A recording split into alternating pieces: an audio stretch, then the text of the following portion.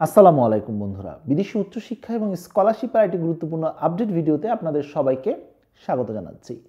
বন্ধুরা, তুরস্ক নানা কারণে আমাদের কাছে জনপ্রিয়।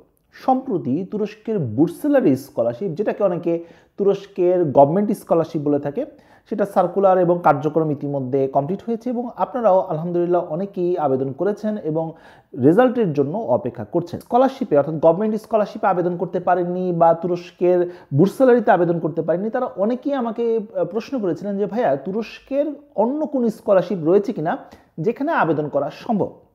আজকের ভিডিওতে আমরা তুরস্কের আরেকটি বিশ্ববিদ্যালয় ভিত্তিক স্কলারশিপ নিয়ে আলোচনা করব, যেখানে প্রায় সবাই আবেদন করতে পারে, ভালো সুযোগ সুবিধা রয়েছে, খুঁটিনাটি সকল তথ্য দিব, যাতে করে আপনি যদি প্রথমবারের মতো এই স্কলারশিপের ভিডিওটি দেখছেন বা স্কলারশিপ সম্পর্কে জানছেন, আপনিও যেন নিজে নিজে কারো হেল্প ছাড়াই এই স্কলারশিপে আবেদন করতে পারেন।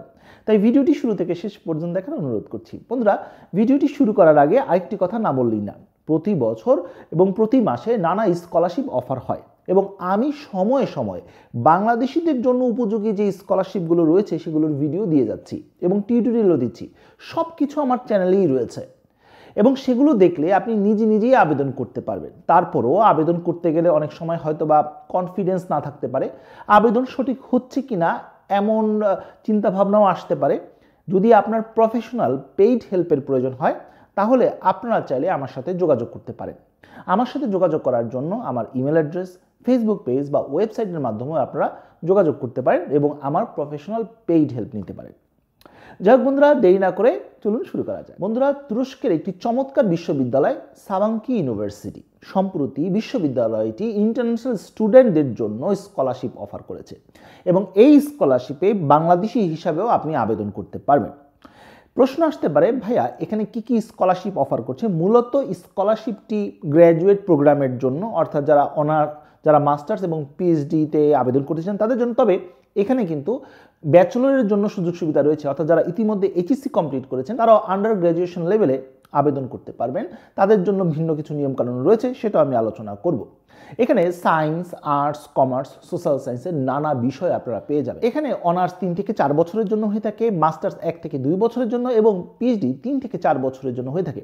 যেটা অনেকেরই একটি প্রশ্নের জায়গা বা চিন্তার কারণ যে ভাইয়া, তুরস্কের ম্যাক্সিমাম বিশ্ববিদ্যালয়ে তো বুর্সেলারি স্কলারশিপে তুরস্কের যে ল্যাঙ্গুয়েজ বা টার্কিশ ল্যাঙ্গুয়েজে কোর্সগুলো অফার করে থাকে, এই স্কলারশিপেও কি ঠিক তাই? না। এই স্কলারশিপের সবচেয়ে পজিটিভ বিষয় হচ্ছে এখানে যে সাবজেক্টগুলো অফার করা হচ্ছে, এখানে প্রায় সকল সাবজেক্টই ইংলিশ মিডিয়ামে পড়ানো হচ্ছে। তাই এটা কিন্তু আপনার একটি চমৎকার টার্গেট ইউনিভার্সিটি হতে পারে। এখন প্রশ্ন আসতে পারে, ভাই এই স্কলারশিপের কি কি সুযোগ সুবিধা রয়েছে? বন্ধুরা, সুযোগ সুবিধা জানাটা খুবই জরুরি, কারণ যে কোনো স্কলারশিপের ক্ষেত্রে সুযোগ সুবিধা যদি জানা থাকে, তাহলে ওই স্কলারশিপের ব্যাপারে হয়তো আপনি আরও বেশি আগ্রহী হয়ে যাবেন। বন্ধুরা, এখানে যেহেতু সকল লেভেলের শিক্ষার্থীরা আবেদন করতে পারছে, অর্থাৎ ব্যাচেলর, মাস্টার্স বা পিএইচডি, তবে এখানে মাস্টার্স এবং পিএইচডি শিক্ষার্থীরা সবচেয়ে বেশি সুযোগ সুবিধা পাচ্ছে। ব্যাচেলরের শিক্ষার্থীরা কিছুটা কম সুযোগ সুবিধা পাচ্ছে। আমি ধাপে ধাপে আলোচনা করছি। প্রথম যে সুবিধা, সেটা হচ্ছে টিউশন ফি ওয়েভার আপনি পেয়ে যাচ্ছেন, অর্থাৎ কোনো ধরনের টিউশন ফি আপনাকে দিতে হচ্ছে না, আপনি যে লেভেলের শিক্ষার্থী হন না কেন। ব্যাচেলরের শিক্ষার্থী ঠিক একই ধরনের সুযোগ সুবিধা পায়, তবে ব্যাচেলরের শিক্ষার্থীদের মেধা অনুযায়ী বা তাদের কন্ডিশন অনুযায়ী এই স্কলারশিপটি, অর্থাৎ টিউশন ফির উপরে যে স্কলারশিপটি দেওয়া হচ্ছে, সেটা 100% নাও হতে পারে, সেটা কম বেশ হতে পারে। দ্বিতীয় সুবিধাটি হচ্ছে অ্যাকোমোডেশন সুযোগ সুবিধা। শুধু তাই না, যারা মাস্টার্সের শিক্ষার্থী বা পিএইচডি শিক্ষার্থী, তাদের ক্ষেত্র বিশেষে 170 ইউএসডি, অর্থাৎ প্রতি মাসে প্রায় $170 মতো তাদেরকে দেওয়া হবে অ্যাকোমোডেশনের জন্য, যদি তারা বিশ্ববিদ্যালয়ের অ্যাকোমোডেশনে না থাকে। এখানে একটা কথা বলে রাখি যে টিউশন ফিজ এবং অ্যাকোমোডেশন এই দুটি সুবিধা মূলত ব্যাচেলর শিক্ষার্থী পেয়ে থাকে। তৃতীয় যে সুবিধাটির কথা বলবো সেটি হচ্ছে মাসিক ভাতা, অর্থাৎ মান্থলি একটি স্টাইপেন্ডও দেওয়া হবে। যারা মাস্টার্সের শিক্ষার্থী তাদের প্রায় 850 ইউএসডি দেওয়া হচ্ছে এবং যারা পিএইচডি শিক্ষার্থী তাদের 1310 ইউএসডি দেওয়া হচ্ছে প্রতি মাসে। এছাড়াও রয়েছে হেলথ ইন্স্যুরেন্সের সুবিধা, ট্রান্সপোর্ট ফ্যাসিলিটিস, রয়েছে ল্যাপটপ বা কম্পিউটার এর সুবিধা, অর্থাৎ মাস্টার্সের শিক্ষার্থী এবং পিএইচডি শিক্ষার্থী তারা একটি করে ল্যাপটপ পাবেন বিশ্ববিদ্যালয় থেকে সেখানে ইউজ করার জন্য। এছাড়া যারা কনফারেন্সে যাবেন, বিভিন্ন কনফারেন্সে অ্যাটেন্ড করতে হবে, সেই কনফারেন্সে যাওয়া আসার জন্য যে খরচগুলো রয়েছে বা বেসিক যে খরচগুলো রয়েছে সেগুলো ইউনিভার্সিটি কর্তৃপক্ষ প্রোভাইড করবে, তবে সেটা বছরে শুধুমাত্র একবার। এছাড়াও সর্বশেষ যে সুবিধাটির কথা বলবো সেটি হচ্ছে আপনার যদি IELTS টোফেল না থেকে থাকে তারপরও আপনি এই স্কলারশিপের জন্য আবেদন করতে পারবেন। তবে এখানে একটি শর্ত রয়েছে, আপনাকে অবশ্যই ওই বিশ্ববিদ্যালয় অর্থাৎ সাবাঙ্কি বিশ্ববিদ্যালয়ের নিজস্ব একটি ল্যাঙ্গুয়েজ টেস্ট রয়েছে সেটা আপনাকে দিতে হবে। যদি সেটা থাকে তাহলে আপনার IELTS টোফেল না থাকলেও আপনি সেই স্কোর দিয়েও বা বিশ্ববিদ্যালয়ের রেকমেন্ডেড যে কোর্সটি রয়েছে বা সার্টিফিকেটটি রয়েছে, ইংরেজি যে টেস্ট রয়েছে সেই স্কোর দিয়েও আবেদন করতে পারবেন। প্রশ্ন আসতে পারে, ভাইয়া এত সব সুবিধার কথা বললেন, অসুবিধা নেই? নিশ্চয়ই সুবিধার পাশাপাশি কিছু অসুবিধাও তো থাকে, আর অসুবিধা জানাটাও জরুরি। অসুবিধা জানা থাকলে কম্পেয়ার করতে সহজ হয়।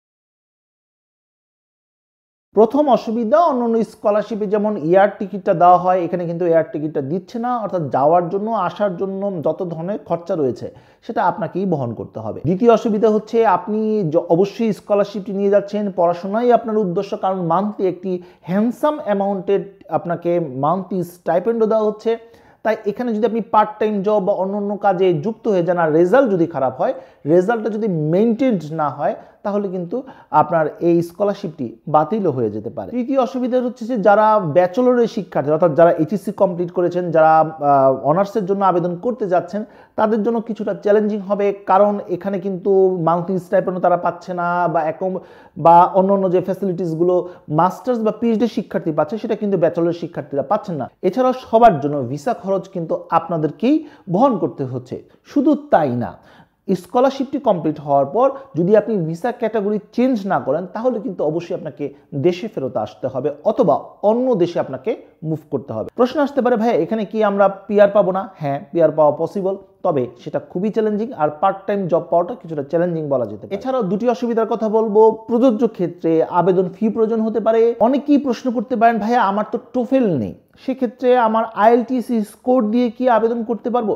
না, এই বিশ্ববিদ্যালয়ে আপনি IELTS স্কোর যতই থাকুক না কেন সেটা দিয়ে আবেদন করতে পারছেন না। আপনার টোফেল স্কোর অথবা ওই বিশ্ববিদ্যালয়ে একটি ল্যাঙ্গুয়েজ টেস্ট স্কোর রয়েছে সেটা দিয়ে আপনি অ্যাডমিশন নিতে পারবেন। এটা হচ্ছে অসুবিধার মধ্যে আমি কাউন্ট করেছি। যাই হোক বন্ধুরা, এই ছিল সুবিধা অসুবিধা। আশা করি নিশ্চয়ই এখন বুঝতে পেরেছেন যে এই স্কলারশিপে বা এই বিশ্ববিদ্যালয়ে আপনার আবেদন করা উচিত নাকি উচিত না। এবার আসি আবেদনের যোগ্যতা। বন্ধুরা, যেটা ভিডিওর প্রথমেই বলেছি, এখানে ইন্টারন্যাশনাল শিক্ষার্থীরা আবেদন করতে পারছে, তাই বাংলাদেশি হিসাবে অবশ্যই আপনি এই স্কলারশিপে আবেদন করতে পারছেন। এখানে ব্যাচেলরদের জন্য সুযোগ সুবিধা রয়েছে, মাস্টার্স এবং PhDর জন্য সুযোগ রয়েছে। তার মানে আপনি যদি ইতিমধ্যে HSC কমপ্লিট করে থাকেন তাহলে আপনি অনার্সের জন্য আবেদন করতে পারছেন। ইতিমধ্যে আপনি ব্যাচেলর কমপ্লিট করেছেন তাহলে আপনি মাস্টার্সের জন্য আবেদন করতে পারছেন। আর আপনি যদি ইতিমধ্যে মাস্টার্স কমপ্লিট করেছেন তাহলে PhDর জন্য আবেদন করতে পারছেন। দ্বিতীয় রিকোয়ারমেন্টটি হচ্ছে আপনার অবশ্যই ইংরেজি প্রফিসিয়েন্সি থাকতে হবে, এটা অবশ্যই মাস্ট। সেটা হতে পারে টোফেল, হতে পারে ওই বিশ্ববিদ্যালয়ে কোনো রিকোয়ারমেন্ট। তাই আপনি যে প্রোগ্রামে আবেদন করছেন সেই প্রোগ্রামের রিকোয়ারমেন্টটা চেক করার অনুরোধ করছি। এছাড়াও তৃতীয় যে রিকোয়ারমেন্টের কথা বলবো সেটি হচ্ছে প্রোগ্রাম অনুযায়ী কিন্তু ভিন্ন ভিন্ন রিকোয়ারমেন্ট রয়েছে।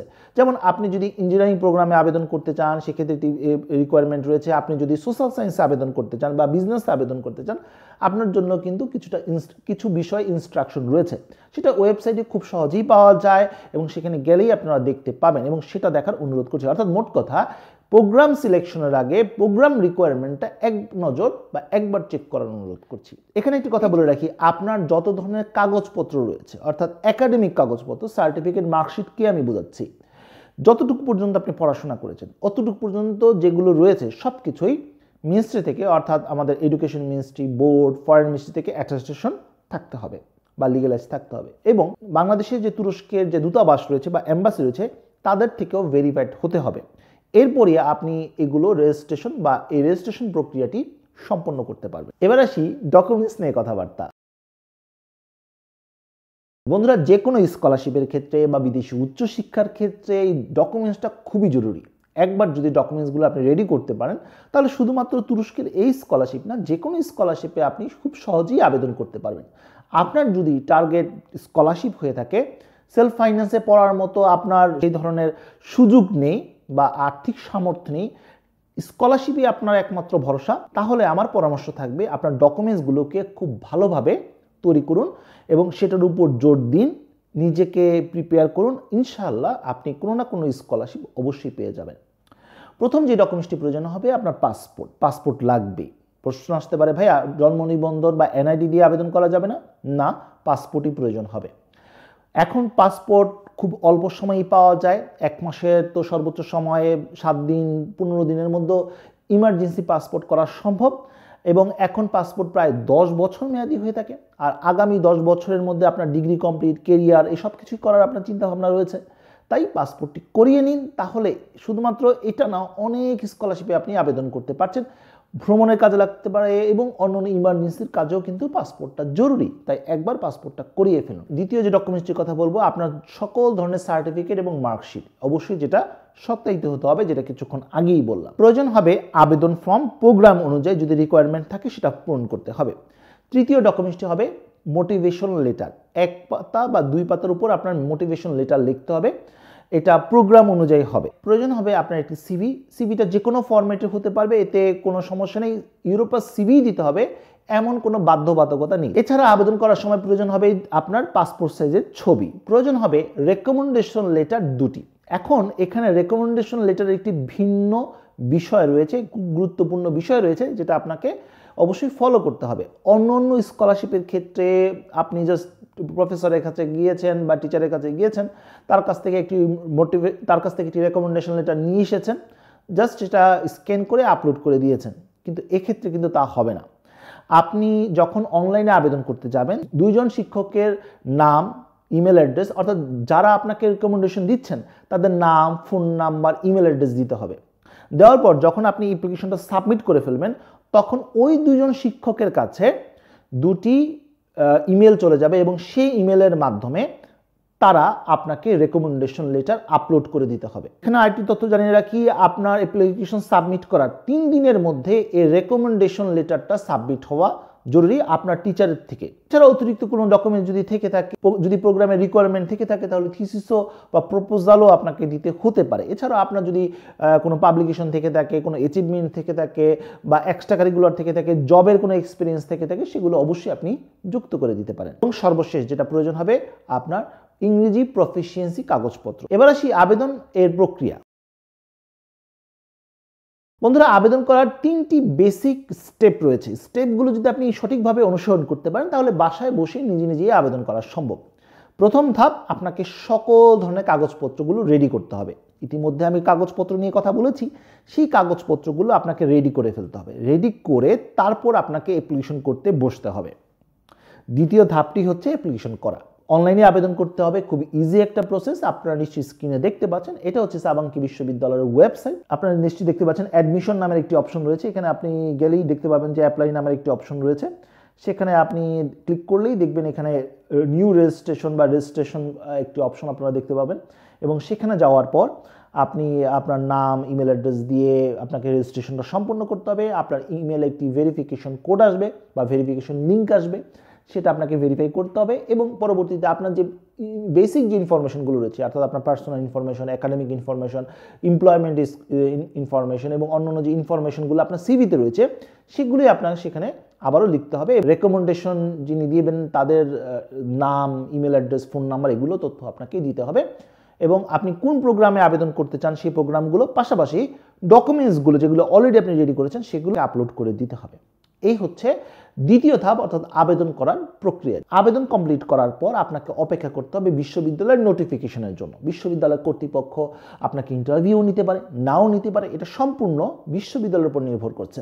বিশ্ববিদ্যালয় যদি আপনাকে মনে করে ফার্দার কোনো এক্সামিনেশন বা ফার্দার কোনো এক্সাম বা কোনো ধরনের টেস্ট অথবা আপনাকে একটি ইন্টারভিউ নেবে অনলাইন, সেটা অবশ্যই বিশ্ববিদ্যালয় নিতে পারে। এই ছিল 3টি ধাপ। এই 3টি ধাপ কমপ্লিট করার পর সর্বশেষ যে ধাপটি আসবে সেটি হচ্ছে রেজাল্ট, অর্থাৎ রেজাল্ট পাবলিশড হবে এবং রেজাল্ট পাবলিশড হওয়ার পর কর্তৃপক্ষ আপনাকে বাকি যে ফর্মালিটিসগুলো রয়েছে, offer letter, accommodation, agreement, visa কিভাবে করবেন, সকল ব্যাপারে আপনাকে হেল্প করবে বা ইনফরমেশন দিবে। এছাড়াও স্কলারশিপটি কমপ্লিট হওয়ার পর আপনি যদি সরাসরি আমাদের বাংলাদেশের ঢাকাতে তুরস্কের যে দূতাবাস রয়েছে সেখানে গেলেও তারাও আপনাকে এ ব্যাপারে পূর্ণ সহযোগিতা করবে। তাই পরের স্টেপস নিয়ে আপনাকে চিন্তা করতে হবে না, আপনাকে এই মুহূর্তে কিভাবে স্কলারশিপটি পাওয়া যায় সেই ব্যাপারে চিন্তা করা উচিত। যাই হোক বন্ধুরা, এই ছিল আবেদন নিয়ে কথাবার্তা। এবার আসি ডেডলাইন। যারা অনার্সের জন্য আবেদন করতে চাচ্ছেন, অর্থাৎ যারা এইচএসসি কমপ্লিট করেছেন, অনার্সের জন্য আবেদন করতে চাচ্ছেন, তাদের হচ্ছে 29শে আগস্ট 2025-এর মধ্যে আবেদন করতে হবে। তার মানে তাদের জন্য যথেষ্ট সময় হাতে রয়েছে। আর যারা মাস্টার্স বা পিএইচডি প্রোগ্রামে আবেদন করতে চান, তাদের জন্য কিন্তু এতটুকু সময় নেই। তারা এই মাস পর্যন্তই সময় রয়েছে। 30 মে 2025-এর মধ্যে অবশ্যই আপনাকে আবেদনটি সেরে ফেলতে হবে। আবেদন করতে মূলত বেশি সময় লাগে না, মূলত ডকুমেন্টসটা গোছাতেই সময় লাগে। তাই যারা এই স্কলারশিপের জন্য আগ্রহী বা টার্গেট করছেন, তারা অবশ্যই এক সপ্তাহ হাতে নিয়ে আপনাদের কাগজপত্রগুলো গুছিয়ে ফেলুন। এরপর নেক্সট উইকে, অর্থাৎ আপনার 20 তারিখের পরে গিয়ে আপনি আবেদন করে ফেলতে পারেন। মোটামুটি এভাবে টার্গেট নিয়ে যদি আপনি এগিয়ে যান, তাহলে খুব সহজেই আবেদন করা সম্ভব হবে। আর সামনে আরও স্কলারশিপ আসছে, বিভিন্ন ধরনের অর্গানাইজেশন, ইউনিভার্সিটি, দেশের স্কলারশিপগুলো আসবে, সেখানেও কিন্তু আপনি আবেদন করতে পারবেন যদি ডকুমেন্টসগুলো গোছানো থাকে। তো বন্ধুরা, এই ছিল আজকের মতো ভিডিও। আজকে আমরা জানতে পারলাম তুরস্কের সাবাঙ্কি বিশ্ববিদ্যালয়ের স্কলারশিপ নিয়ে বিস্তারিত তথ্য। তথ্যগুলো কাজে লাগিয়ে নিজেই আবেদন করতে পারবেন। তো বন্ধুরা, আজ এই পর্যন্তই। সবাই ভালো থাকুন, সুস্থ থাকুন। দেখা হবে আগামী কোনো ভিডিওতে। সেই পর্যন্ত আল্লাহ হাফেজ।